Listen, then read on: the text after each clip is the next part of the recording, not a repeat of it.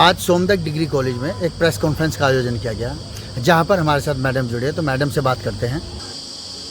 Madam, ये जो आज आपने प्रेस कॉन्फ्रेंस रखी है, तो इस प्रेस कॉन्फ्रेंस का क्या उद्देश्य रहा है आपका?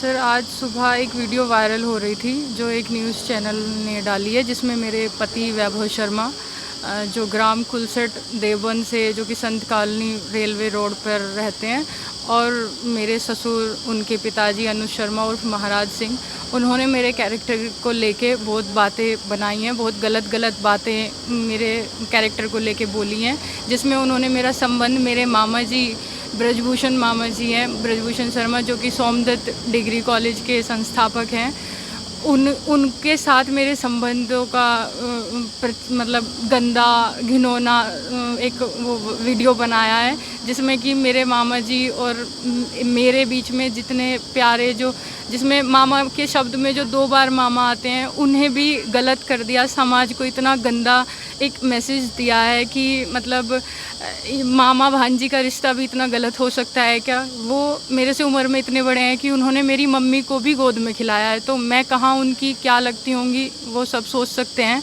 और जो भी ये इल्ज़ाम लगाए हैं, मैं उनका खंडन करती हूँ, क्योंकि ये हमारा केस जो है 2-2.5 साल से मैं अपने घर पे हूँ और ये कोर्ट में केस चल रहा है। तो उस केस में जो मेरे और मेरी एक बच्ची भी है जो 2.5 साल की है, उसका और मेरा जो खर्चा जो बंधा है कोर्ट के द्वारा, कोर्ट के माध्यम से, उसको रिकवरी के लिए वो चीज़ें आई हैं कि उन्हें मेरा खर्चा, मेरी बच्ची का खर्चा देना पड़ेगा। इस वजह से वो मुझे ब्लैकमेल कर रहे हैं मेरे पे। लड़की कहते हैं ना कि लड़की को और किसी चीज़ से तुम हरा नहीं सकते, तो उसके कैरेक्टर पे वार कर दो।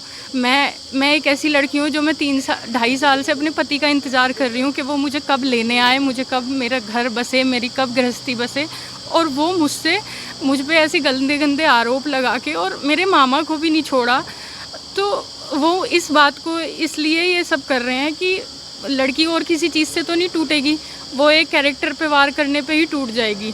और जो 1-2 केस वो हो गए हैं समाज में, सोनम हो गया, मुस्कान हो गया, तो सोच रहे हैं कि सब लड़कियों को ही उसमें लपेट लिया जाए। तो उस वजह से भी मेरे पे ऐसे जिससे कि मैं ब्लैकमेल हो जाऊँ, मानसिक मैं टॉर्चर हूँ और उनका केस वापस ले लूँ। जिसमें कि मैं आज भी ये चाहती थी, मतलब आज तक भी ये चाहती हूँ कि मेरा घर बस जाए, और वो लोग मुझे चाहते हैं कि इससे हमारा पीछा छूट जाए और हमें 1 रुपया देना ना पड़े।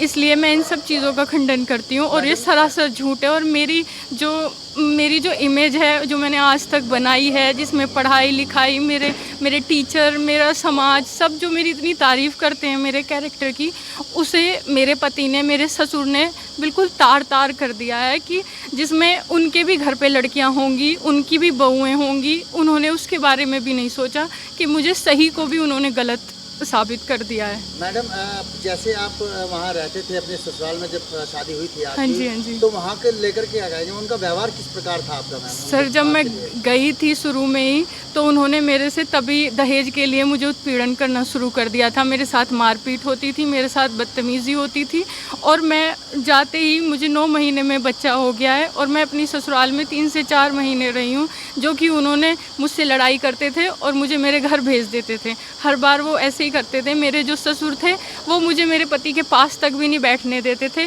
ना वो मेरे कमरे में मुझे उनके साथ बैठने देते थे, और ज़बरदस्ती करते थे कि तू मेरे बेड पे बैठेगी, वहाँ पे लेटेगी, तो अपने पति के पास क्या करती है।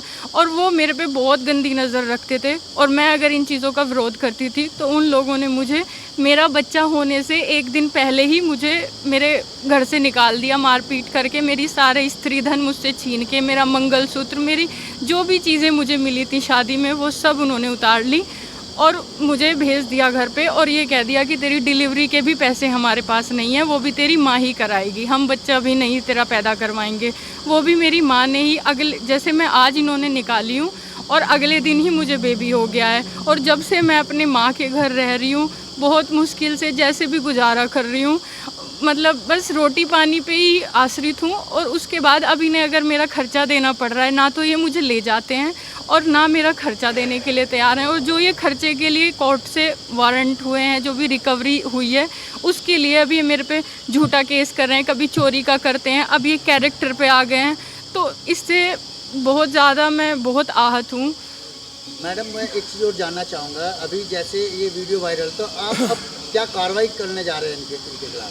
सर जो ये सबसे पहले तो फर्स्ट ऑफ ऑल जो ये पत्रकार जी हैं जिन्होंने मेरी वायरल वीडियो जो उनकी मेरे पति की ली है और ससुर की ली है, सबसे बड़ी बात है कि उन्होंने एक पक्ष की सुन के वीडियो वायरल कर दी। मेरी खुद की इज्जत है, मेरा घर है, परिवार है, मेरी बच्ची है, अगली बार मैं कितनी इज्जतदार हूँ, मैं कितनी स्वाभिमानी हूँ, उन्होंने ये जाने बिना, मेरे से मेरा पक्ष जाने बिना ये जो इन्होंने वीडियो सोशल मीडिया पे डाल दी है, इससे मेरे मान सम्मान को बहुत चोट पहुँची है। और मैं इस सिलसिले में उच्च अधिकारियों से मिलूंगी, सरकारी सहारनपुर उच्च अधिकारियों से मिलके इनके खिलाफ मानहानि का केस करने जा रही हूँ। और जो भी के खिलाफ केस करने जा रहे हैं? हाँ जी, पत्रकार के खिलाफ केस करने जा रही हूँ। कोई और यहाँ से कुछ कहना चाहते हैं आप सेलर? बस यही कि किसी भी लड़की को प्लीज़ बदनाम ना करें, और उसको तो बिल्कुल भी ना करें जो अपना घर बसाना चाहती है, बस ये।